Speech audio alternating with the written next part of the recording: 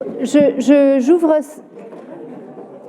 la clôture de cette session. Merci, mes chers collègues, de bien vouloir prendre place. Madame Etourneau, s'il vous plaît. Corinne Etourneau, merci de bien vouloir prendre place. Donc, je vous présente les absences de Madame Fleuret-Pagnou qui donne pouvoir à Christophe Berthaud, Patricia François à Lionel Paco, Madame Desvaux à Marc Meignier qui est là, Anne Brachet prend le pouvoir de Monsieur Vallée, Caroline Campodard va donner pouvoir à Gérard Ponce, Caroline Aloé, absente, donne pouvoir à Jean-Claude Godinot, Madame Ducrot prend le pouvoir de David Baudon, et voilà, j'en ai terminé pour les pouvoirs.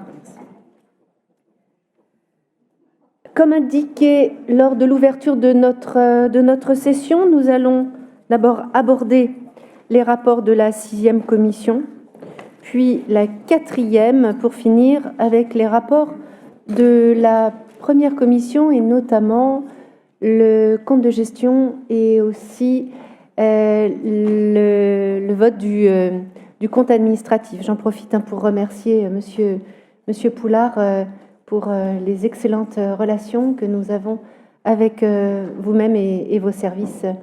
Merci en tout cas.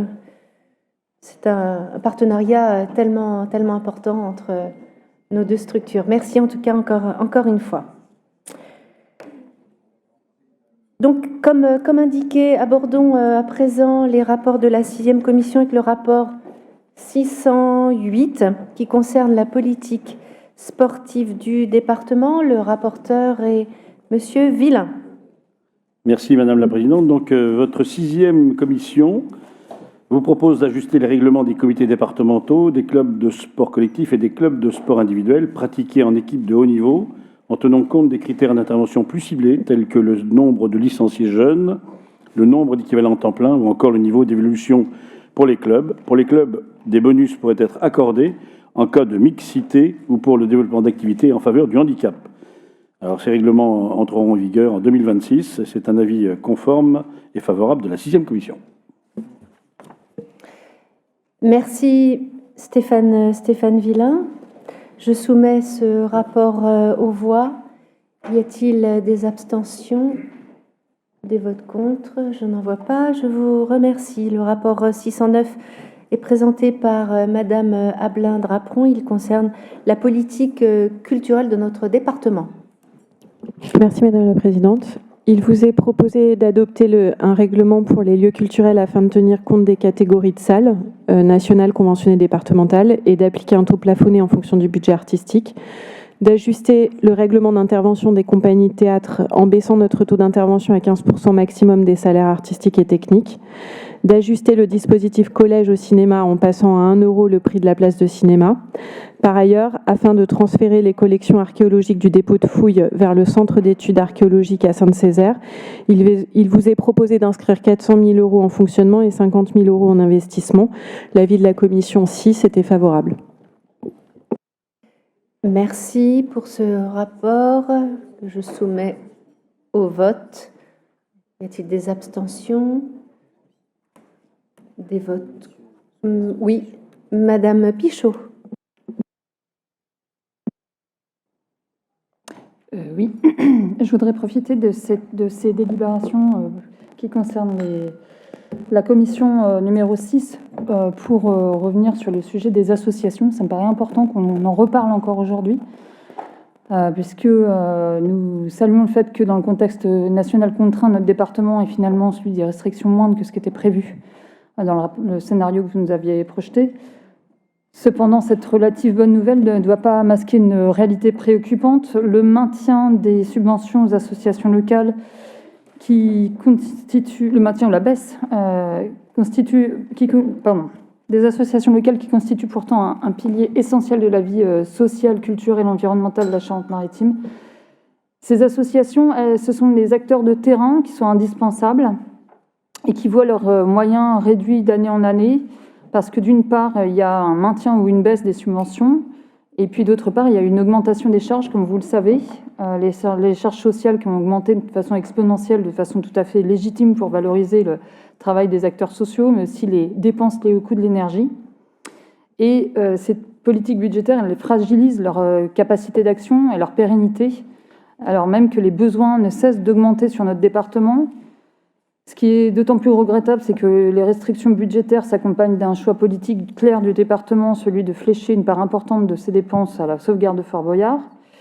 Donc, si nous reconnaissons l'intérêt patrimonial et touristique de ce site, nous devons quand même interroger la priorité qui est donnée à ce projet au détriment du soutien aux associations qui incarnent le lien social et l'engagement citoyen au quotidien. Je pense particulièrement à la politique jeunesse, compétence partagée entre les collectivités, pour lequel le budget dédié n'est pas à la hauteur des enjeux de l'accompagnement social de nos jeunes citoyens et à la structuration des équipements qui les accueillent, les collèges, les équipements culturels et sportifs. Je vous donne un point d'alerte sur le fait qu'aussi au niveau national, il y a une baisse qui va être assez drastique des contrats de service civique, donc moins 13 500 missions pour la jeunesse. Donc, qu'est-ce qu'on fait par rapport à cette situation pour accompagner ces jeunes ? Donc nous, les écologistes, nous estimons que la transition écologique et sociale ne peut se faire sans le soutien aux acteurs associatifs qui œuvrent sur le terrain. Et nous appelons donc encore une fois le département à rééquilibrer ses priorités budgétaires en réinvestissant dans les associations, en leur garantissant des financements stables et adaptés à leurs besoins, et aussi, et c'est important, de les accompagner dans le dialogue avec les cofinanceurs. Et je pense particulièrement aux compétences partagées, parce qu'il est important qu'il y ait à un moment donné des chefs de file qui se mettent autour de la table des cofinanceurs et discutent de la situation des structures. Et aussi, je pense à une autre chose, c'est la recherche de fonds privés. Vous avez réussi à vous organiser, à enclencher la recherche de fonds privés pour Fort Boyard. Les associations, vous leur demandez du coup de trouver d'autres sources de financement et non pas forcément la structuration et les savoir-faire pour aller chercher des financements privés. Il serait intéressant, et il y a d'autres collectivités qui l'ont fait, de faire le lien, ce pont entre les associations et les financeurs privés qui pourraient avoir envie de donner pour ces structures.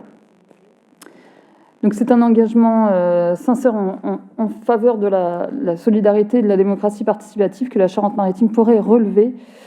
Donc nous attendons que vous puissiez réorienter sur ce point. Merci. Merci. Y a-t-il d'autres interventions concernant ce rapport 609 ?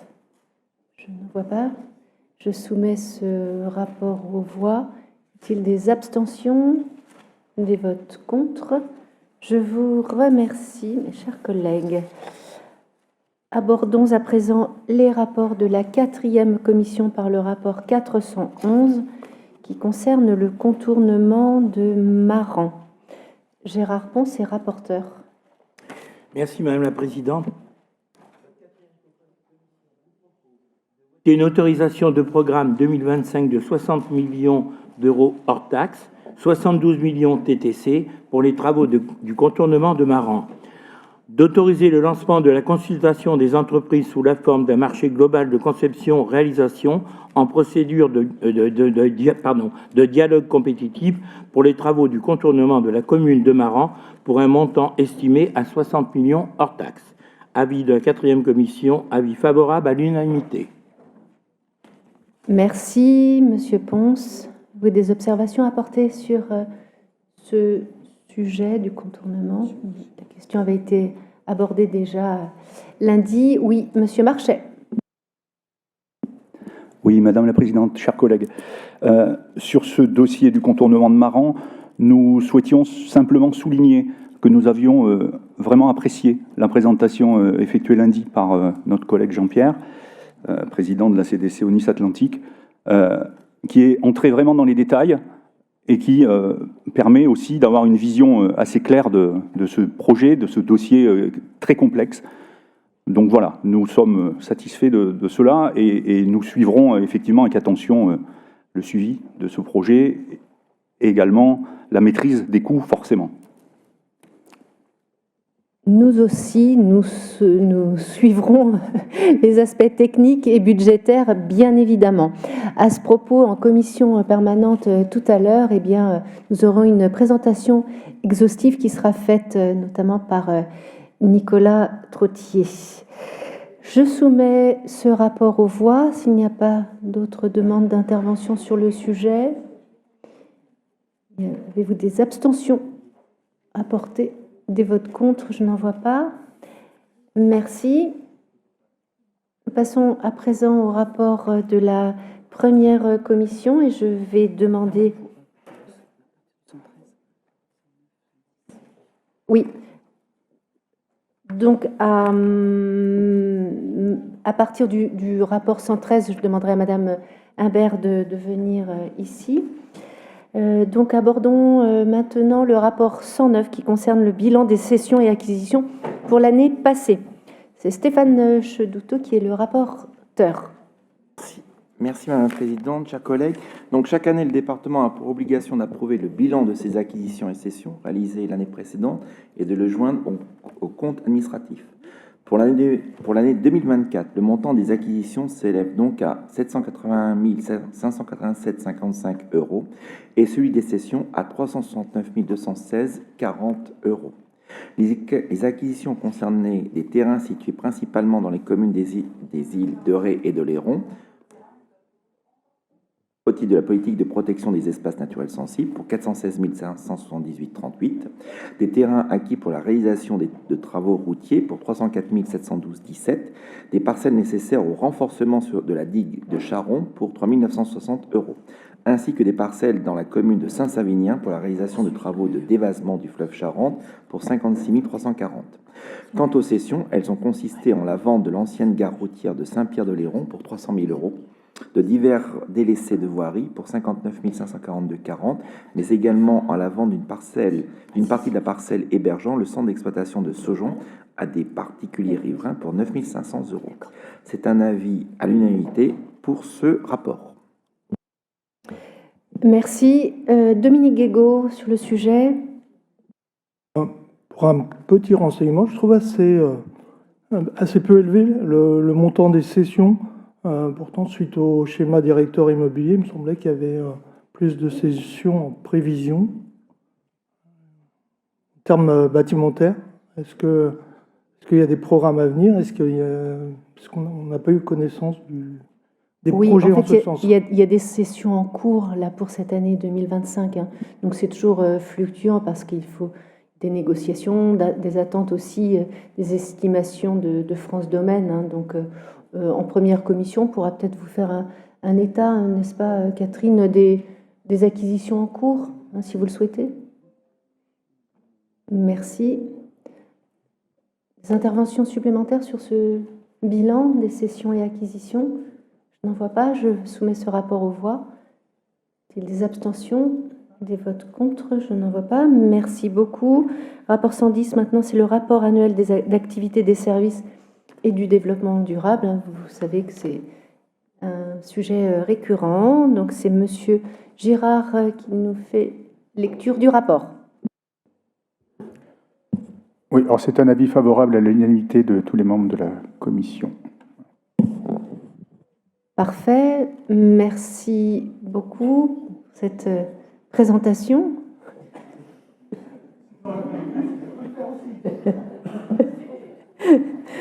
Je soumets ce rapport aux voix. Y a-t-il des abstentions?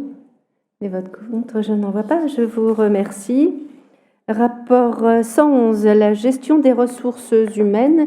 Et c'est Guillaume Crabat qui nous fait la lecture du rapport. Oui, c'est un avis favorable aussi à l'unanimité de votre commission, mais je vais quand même vous la lire. Votre première commission vous propose, conformément au rapport de la présidente, de procéder à la création de 49 postes et à la suppression de 50 postes. Il est proposé de créer les postes permanents ou non permanents suivants. 2 contrats de projet d'assistance socio-éducatif pour la délégation territoriale de Royan-Atlantique Haute-Saintonge, un poste de second cuisinier à la direction de l'immobilier, des collèges et de la logistique, 2 contrats de projet à la direction des ressources humaines, un emploi d'assistant socio-éducatif à la direction de l'enfance et de la famille. 38 contrats sont donc créés. Il est proposé d'anticiper la campagne de promotion sociale en créant 217 postes relevant de la fonction publique territoriale. Les suppressions équivalentes seront présentées à la session d'automne. Il est également proposé qu'à compter de l'année 2025, le taux de promotion pour l'échelon spécial ou la classe exceptionnelle des grades d'attaché hors classe, d'ingénieur hors classe et de médecin hors classe soit fixé à 35% des promouvables, comme pour les avancements de grade au sein des cadres d'emploi de catégorie A. Une actualisation du protocole de gestion du temps de travail de la direction de l'environnement et de la mobilité, service espace naturel sensible échappée nature, est présentée. Au regard d'une part de l'évolution des besoins des agents et d'autre part de celle de la tarification des spécialistes, mais également pour limiter le reste à charge des agents, les évolutions suivantes relatives au programme de soutien et d'accompagnement psychologique individuel et ou collectif des mots sur les mots sont proposées. L'extension du programme d'accompagnement de 3 à 5 séances avec un psychologue ou un psychiatre, l'augmentation de 50 à 65 € pour une consultation chez un psychologue, l'augmentation de 150 à 175 € pour les séances de soutien collectif d'une durée de 2 heures, la consultation chez un psychiatre reste prise en charge à hauteur de 75 €. Tout dépassement d'honoraires reste à la charge de l'agent. Enfin, il est proposé de modifier le mode de calcul de l'indemnité compensatrice de congé annuel pour se baser sur le traitement net mensuel. Parfait, merci. Je soumets ce rapport aux voix. Des abstentions, des votes contre, je n'en vois pas. Nous abordons à présent le rapport suivant qui concerne l'approbation du compte de gestion. Et en l'absence de Monsieur Baudon, c'est Catherine Després qui fait le rapport. Sur quoi j'étais plus sur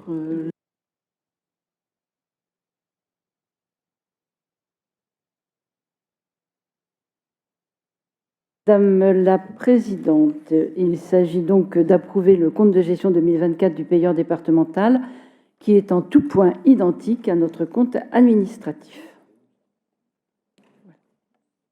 Merci. Avez-vous des observations à porter sur ce compte de gestion? Je ne vois pas. Je le soumets donc aux voix. Des abstentions, des votes contre. Je vous remercie. Le rapport suivant concerne notre compte administratif pour l'exercice 2024 et je passe la parole à Madame Imbert. Oui, merci Madame la Présidente, mes chers collègues. La première commission a examiné le rapport du compte administratif 2024 pour lequel les éléments explicatifs ont été donnés en ouverture de session lundi dernier et c'est un avis favorable de la première commission. Je vous rappelle que ce rapport sera voté par voie électronique.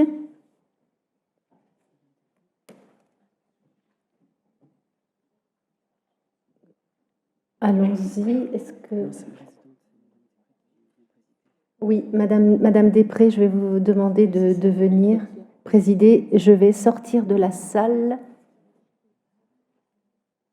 Ah, attendez, venez Catherine, Monsieur Marchais, vous demandez la parole. C'est bon ? Oui, Madame la Présidente, dans ce rapport sur le compte administratif, 3 lignes ont attiré notre attention dans les tableaux annexes sur les clôtures d'autorisation de programme. 2 lignes concernent le ferroviaire et 1 ligne concerne le SDIS. Voilà, on trouve un peu surprenant qu'en fait on apprenne au détour de cette clôture d'autorisation de programme que certains sujets sont arrêtés alors que à ce jour on n'a pas eu connaissance de débat au sein de cette assemblée. Donc les 2 premières lignes concernent la signalisation, la participation du département sur la signalisation sur la ligne La Rochelle-Saintes. Et la deuxième sur des travaux de modernisation de cette ligne. Excusez-moi, Monsieur Marchais, je crois que vous confondez avec la décision modificative. Ah, pardon, excusez-moi, oui, je me suis un peu emballé. Je reviendrai après. Excusez-moi. Non, mais pas de problème. Hein. Donc, nous allons procéder au vote du compte administratif. Et comme je vous le disais, je sors de la salle.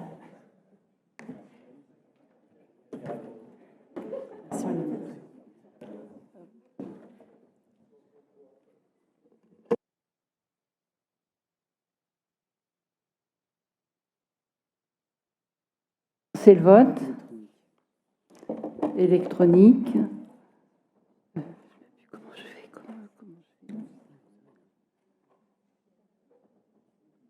Bah, c'est qu'il ne vote pas. Il vote pas.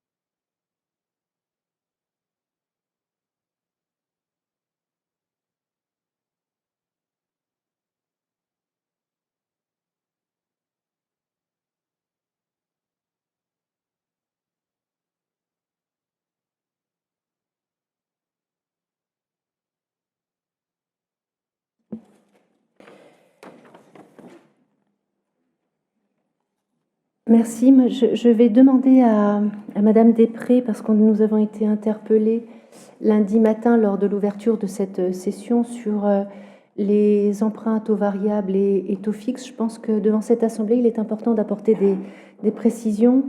Catherine? Merci Madame la Présidente. Oui, tout à fait. Lors de l'ouverture de la session, on a été donc interrogé sur le poids des taux variables dans la structure de notre dette, l'accusant d'augmenter donc nos charges financières.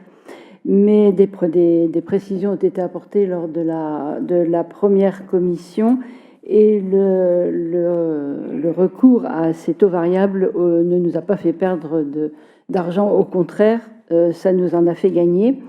Sur la période de 2020 à 2022, nos frais financiers se sont élevés à entre 5 et 6 millions d'euros, ce qui n'est pas énorme. Et si on a pu avoir une somme assez contenue, c'est grâce justement aux emprunts à taux variable qui étaient à cette période-là très proches de zéro. Et durant cette même période, ils nous ont donc permis d'économiser entre 2,8 millions et 3 millions d'euros. C'était la somme qu'on aurait dû payer en plus si on avait pris que du taux fixe, étant donné que les taux fixes s'élevaient à cette période-là à 2%. Donc on peut dire que c'était un bon choix à cette période-là en tout cas. Et depuis 2023, les charges d'intérêt reviennent à des niveaux normaux similaires à la période antérieure à 2020. Lors de chacune de nos campagnes d'emprunt, on est extrêmement vigilant à conserver une juste répartition entre les taux fixes et les taux variables selon les conditions proposées. Et on essaie de concilier et la sécurisation et de notre dette et l'optimisation selon les taux. Depuis le début de mandat, sur les 152 800 000 d'emprunts mobilisés en 4 ans, 66% l'ont été à taux fixe et 33% à taux variable. Dans ces taux variables, on inclut également ceux qui sont indexés sur le livret A. Bon, ce que l'on vise plutôt, ce serait de tendre vers 60% de taux fixes voilà, dans nos prochaines campagnes, mais évidemment, ça dépendra des taux et c'est au moment de chaque contraction d'emprunt que l'on étudie les différents taux et l'intérêt de la collectivité à avoir du taux fixe ou du taux variable. Voilà, Madame la Présidente. Merci, Madame Després. Ces précisions étaient largement nécessaires pour éclaircir un peu la vision qu'on a sur nos emprunts. Le rapport 114 qui concerne l'affectation définitive des résultats pour l'exercice 2024, présenté par Madame Imbert. Oui, merci Madame la Présidente, mes chers collègues. Ce rapport a pour objet d'affecter de manière définitive le résultat 2024 du budget principal et des budgets annexes sur l'exercice 2025 après adoption du compte administratif. Les résultats du compte administratif 2024 du budget principal et des budgets annexes s'établissent de la manière suivante après report. Pour le budget principal, donc 59 525 000 euros. Pour le site des 4 Chevaliers, moins 1 568 000 euros. Pour le Pondré, 16 270 000 euros. Pour le service de dragage, 957 000 euros. Pour le foyer de l'enfance, 606 000 euros. Pour les ports non concédés, 5 957 000 euros. Pour la cotinière, 5 738 000 euros. Pour le poste énergie photovoltaïque, 234 000 euros. Pour la taxe d'aménagement, 296 000 euros. Pour les phares, 676 000 euros. Et pour l'EXI, moins 325 000 euros. Il vous est proposé d'approuver l'affectation définitive des résultats 2024 tels que présentés dans le rapport 114 et c'est un avis favorable à l'unanimité de la première commission. Merci. Je soumets ce rapport au vote. Y a-t-il des abstentions? Ah ben non, c'est un vote électronique. Donc nous pouvons le lancer.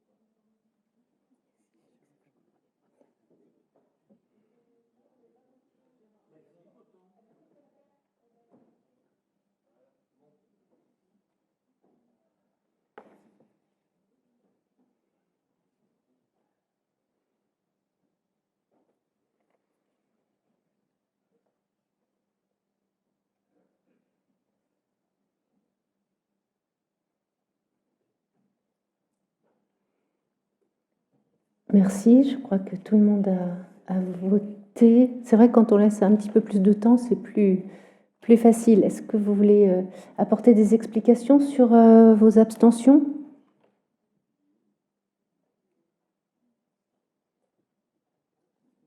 Monsieur Marchais?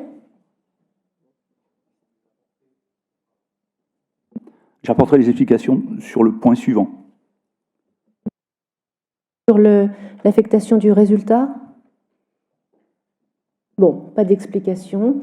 Parfait. Alors, je vais maintenant demander à Madame Imbert de rapporter le rapport numéro 115 qui est scindé en deux, afin de dissocier le point numéro 2 qui concerne le marché pour le train des mouettes.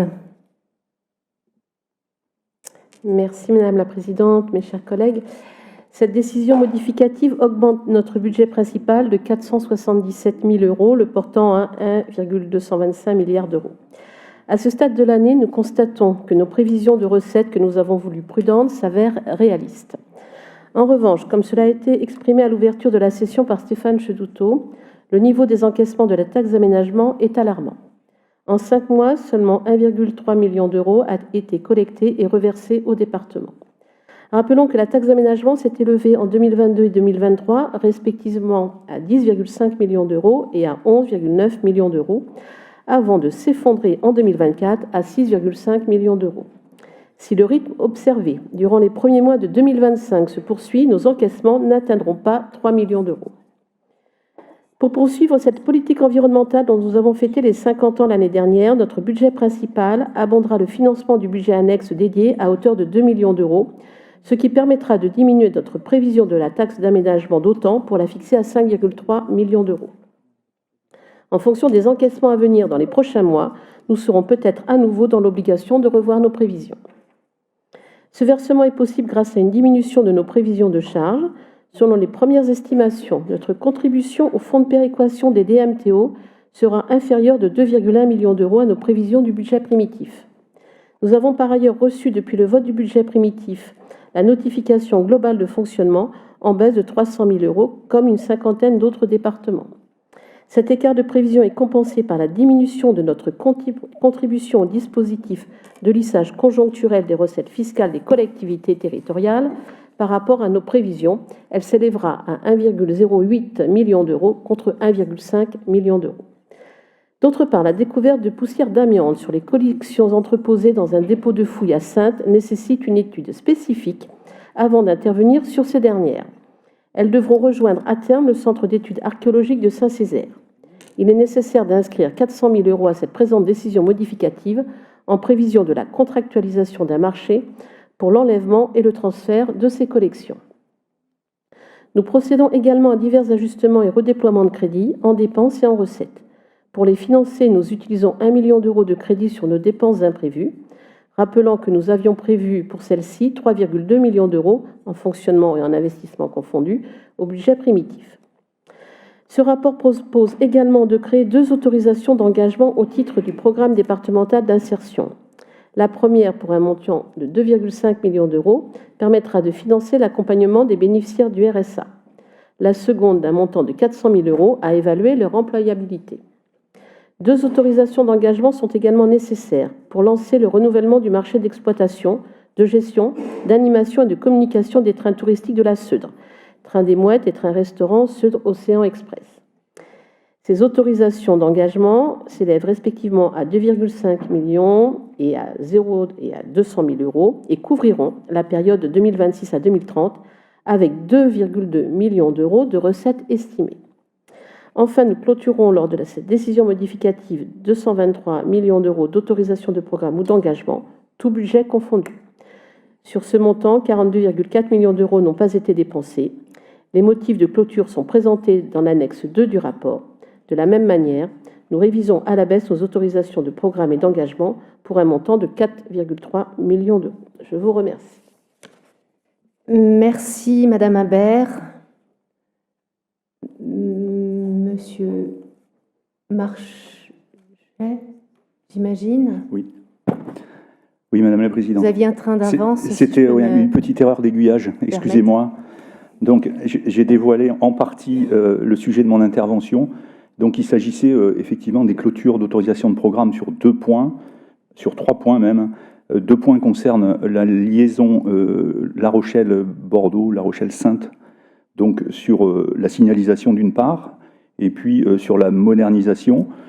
Nous sommes un peu étonnés de constater donc dans ce tableau de clôture des autorisations de programme que 4 millions d'un côté et 3,7 millions de l'autre, en tout cas 8 millions d'autorisations de programme sont supprimées. On aimerait effectivement avoir quelques explications sur ce sujet, savoir un petit peu comment se passent les discussions avec la région, avec l'État, parce qu'on sait aujourd'hui l'enjeu du ferroviaire. On connaît l'augmentation des fréquentations sur les lignes de TER en particulier, et on estime que cette liaison La Rochelle-Saintes est prioritaire dans les mobilités de notre département. Voilà, donc ça c'est le premier point.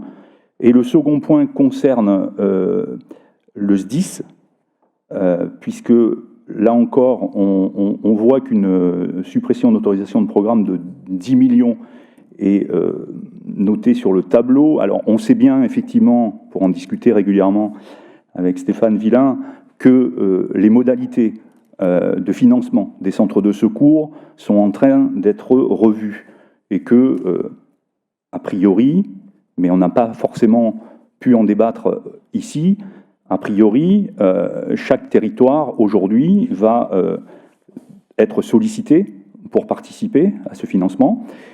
On sait aussi le travail engagé par le SDIS sur la modernisation des centres et la construction des nouveaux centres.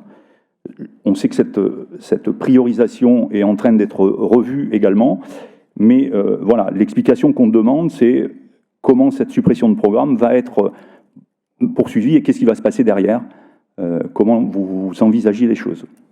Alors, voilà. je tiens tout de suite à rassurer nos collègues et les personnes qui nous suivent par le site. Hors de question de ne plus accompagner les investissements du SDIS. En fait, là, il s'agit simplement d'un éclaircissement au titre de la lecture de notre budget.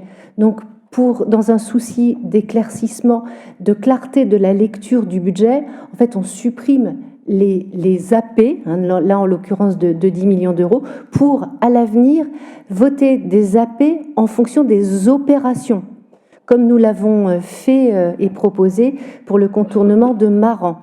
Donc nous avions des AP comme ça qui représentaient un volume financier important. Moi, j'ai souhaité qu'on vote des AP en fonction de chaque opération. Donc c'est simplement une question de lecture de notre structure budgétaire. Par ailleurs, je vais proposer à Catherine Després d'intervenir sur le ferroviaire, mais voilà. Donc je tenais à apporter cette précision qui m'apparaît comme primordiale au regard de ce que vous avez dit. Catherine ?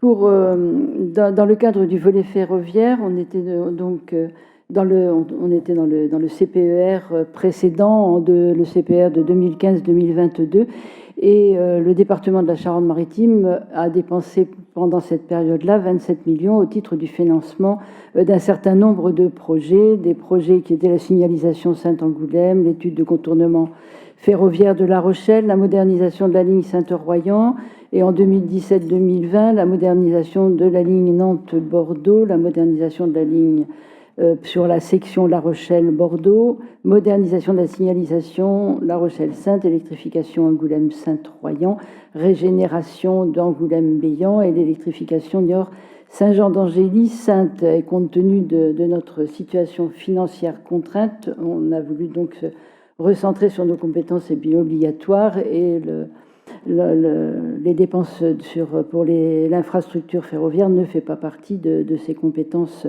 obligatoires. Et par ailleurs, il n'y a pas de grands projets, des travaux ambitieux de développement du réseau. L'ensemble des dépenses qui sont envisagées sont essentiellement des remises en état du réseau. Et donc ces travaux de remise en état sont plutôt de la compétence du gestionnaire, c'est-à-dire de la compétence de la SNCF.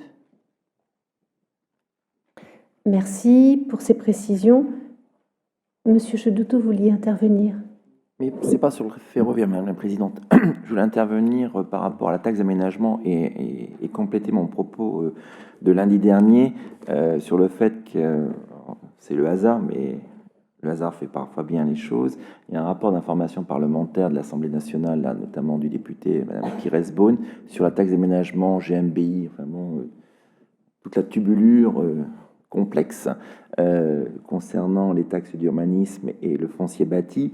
Et notamment, c'est très éclairant, puisqu'en fin de compte, heureusement que les parlementaires se sont saisis du sujet, puisque sur 2024, je vais donner 2 éléments, pas plus, mais on est tombé sur un nombre de titres en taxes d'urbanisme de 395 000 au lieu de 912 000 en 2023.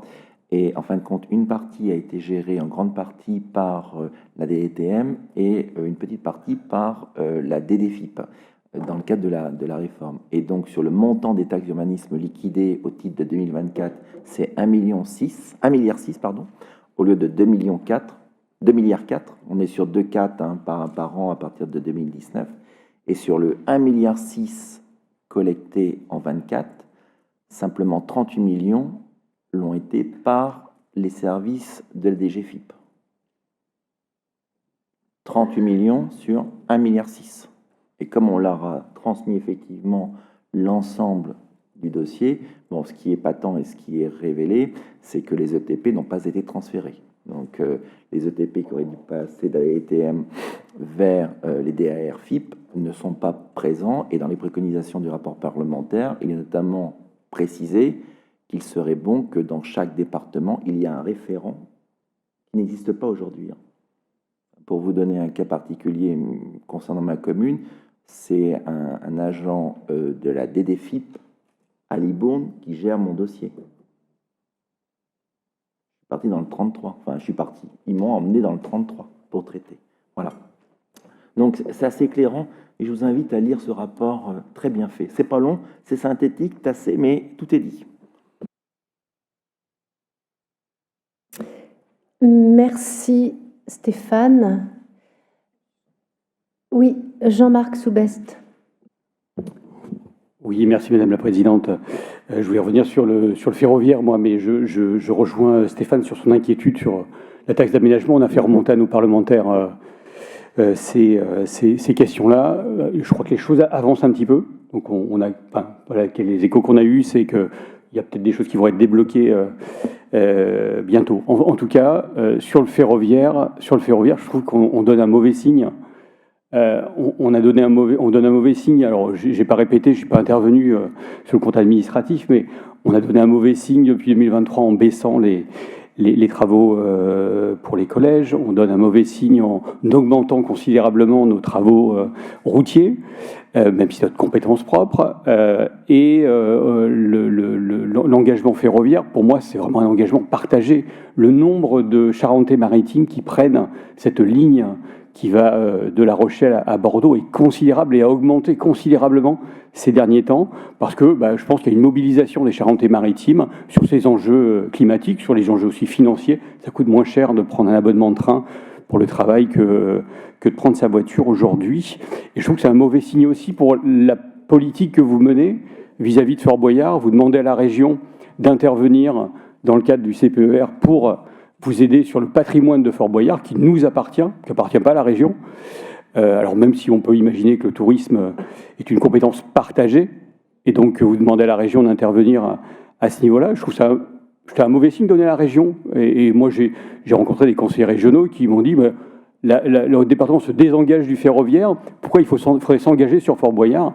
Voilà, je trouve qu'il y a une contradiction entre l'image que l'on veut donner de la Charente-Maritime, un département en pointe sur le développement durable et sur les enjeux climatiques. Je rappelle que hier, les scientifiques nous ont dit que la barre des 1,5 degré des accords de Paris était franchie et que désormais, on ne sait plus du tout ce qui va se passer. On entre dans un monde incertain, instable, et notre département est en première ligne pour en subir les conséquences. Et voilà, je pense qu'on peut faire un effort. Ce n'est pas des montants financiers considérables. Merci. Merci. Donc, comme vous l'avez souhaité, le groupe au cœur des solidarités, donc je vous propose de scinder en deux ce rapport. Donc, je soumets aux voix les points suivants, 1, 3, 4, 5 et 6 du rapport par voie électronique. Le point numéro 2 concerne le train des Mouettes. Donc, sur les points précités,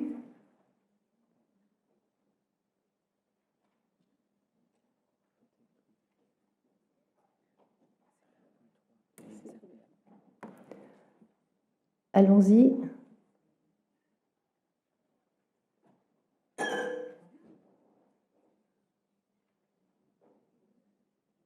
Il y a des inondations.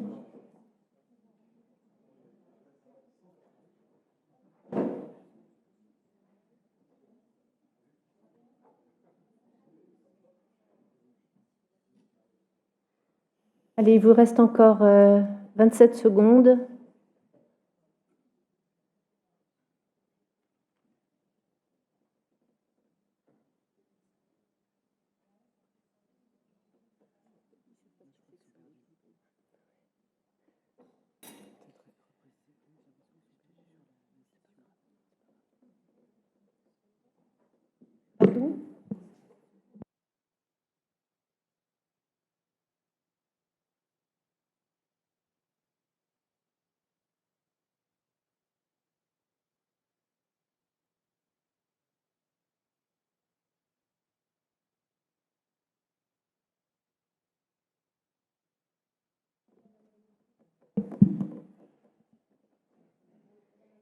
Et il faut voter pour Caroline, Jean-Claude, également.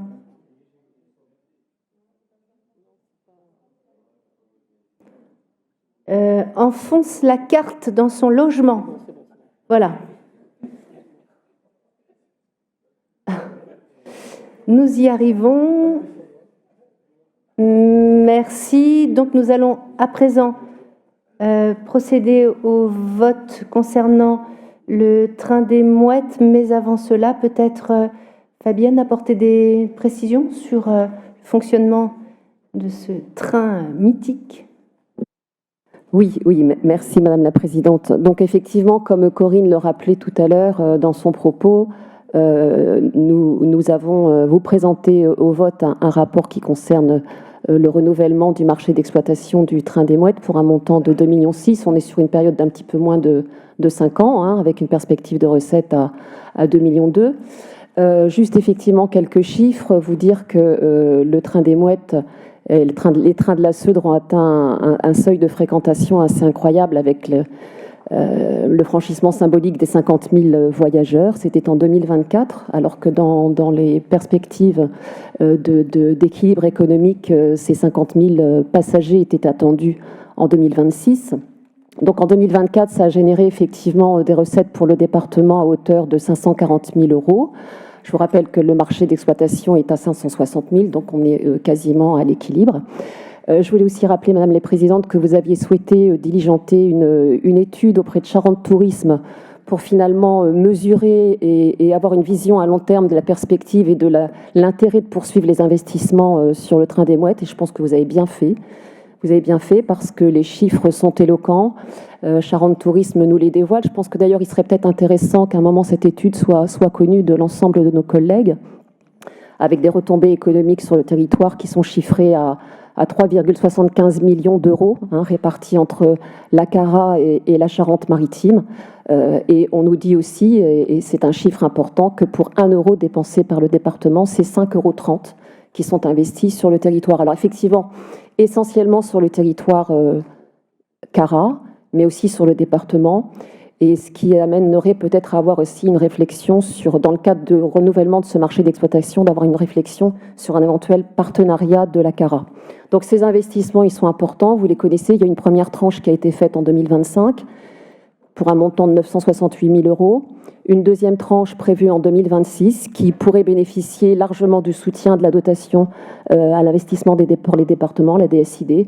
Donc je pense que on fait bien de voter en toute sérénité le rapport que vous nous présentez et je pense que, sans faire de jeu de mots, nous sommes sur la bonne voie.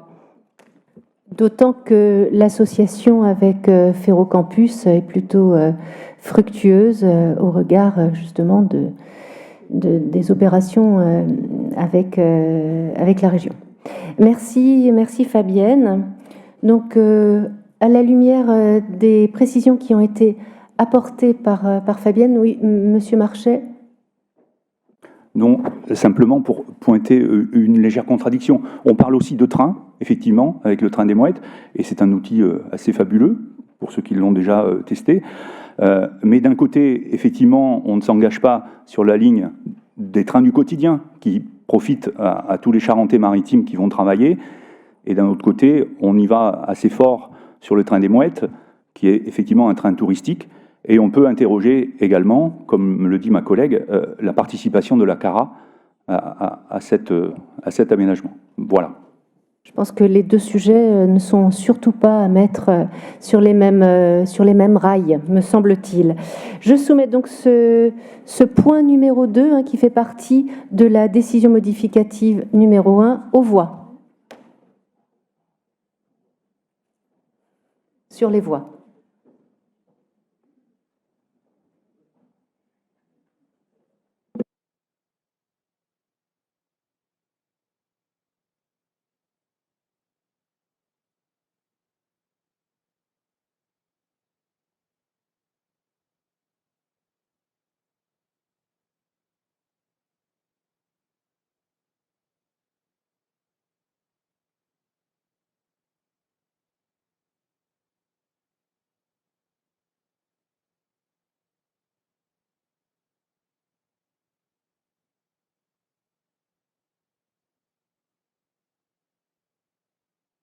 Merci, mes chers collègues.